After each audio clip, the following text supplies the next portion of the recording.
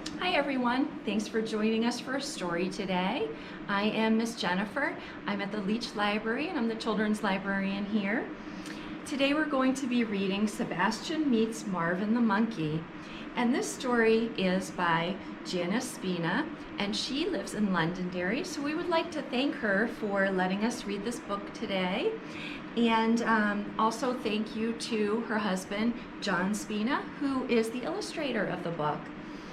So this book is about a boy who goes to the zoo and meets a monkey. So while we're reading the story, maybe you can think a little bit about if you've been to the zoo before and the animals you saw in the zoo. Did you see any monkeys while you were there? What were your favorite animals that you saw in the zoo? And if you've never been to the zoo, maybe you can think about what animals you think might live in a zoo. So why don't we get started with Sebastian Meets Marvin the Monkey. And this book is written for the author's grandson. It's her youngest grandson named Sebastian. So I thought that was kind of neat that she writes some of her books for her grandchildren. So this book is for him, and Sebastian, the boy in the book, is named after him. Marvin is a monkey who lives in a zoo. Each day he has nothing to do. Visitors come and visitors go. They stand around and wait for a show. The visitors look at Marvin's frown and stare. Some of the visitors make fun of him, but Marvin doesn't care. He just hangs upside down, acting silly like a clown. One day, a little boy named Sebastian came to see the monkeys that climb the trees. Sebastian loved the monkeys and was always kind. He kept the animals' feelings in mind. He talked to them and waited patiently. He hoped to see them climb the trees. Suddenly, music was heard from Sebastian's toy phone. Sebastian started to dance and move around on his own. Marvin also loved the music coming from the phone.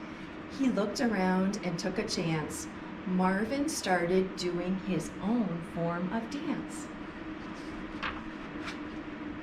The other monkeys didn't know what to do. They stared at Marvin and Sebastian and they did their dance. The monkeys just looked on in a trance. Then something funny happened all over the zoo. All the other animals started dancing too. The monkeys swung from the trees, swinging their arms and creating a breeze. The elephants trumpeted and stamped their feet. Giraffes swayed their long necks to the beat.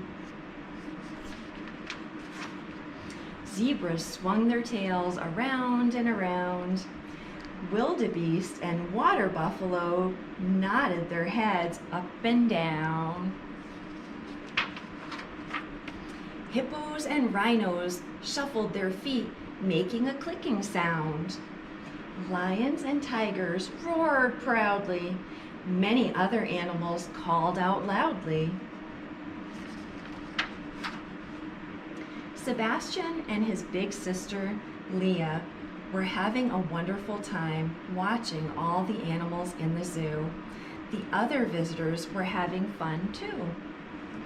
Now, it was time to leave the zoo. Sebastian waved to Marvin and the other animals too. He promised to come back again to visit all his newfound friends. The end. So that was a really cute story, mostly about Marvin the monkey and his new friend Sebastian. So while we were going through the story, did you think of some animals that maybe you've seen at the zoo before, and which ones were your favorites? What were my favorite animals at the zoo? I love seeing the giraffes. They're always super fun. But I think that my favorites probably are the monkeys. So what I thought was really interesting to learn about monkeys is that monkeys can be really, really little or pretty big. Monkeys can be as little as like 6 inches tall, little teeny tiny monkeys, but the biggest monkeys can be up to about 6 feet tall. So that's a really big monkey. It's a huge difference in sizes. Another thing that can be different in different kinds of monkeys is some monkeys have a tail, some monkeys don't. Some monkeys that do have a tail can use their tail to swing from vines and tree branches, maybe even to grab onto things. And other monkeys have tails that they can't use for really anything. They just kind of hang there. So that was something I thought was really interesting about monkeys.